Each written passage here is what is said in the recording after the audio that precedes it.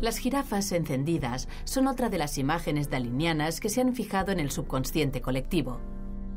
Una noche de un incendio en el Ampurdá, todo el mundo creía ver jirafas en llamas caminando por las montañas.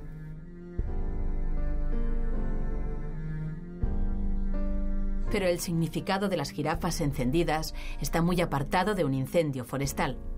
Fue la profunda impresión de ver a su país en llamas durante la Guerra Civil lo que llevó a Dalí a representar el conflicto de esta manera.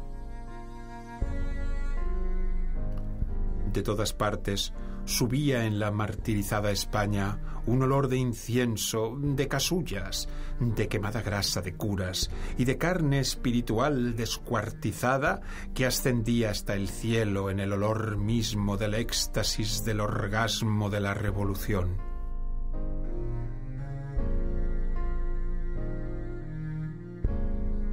El caballo del Guernica, imagen de la guerra creada por Picasso, se había convertido en la jirafa en llamas de Dalí, símbolo del país que ardía consumiéndose en su propio odio.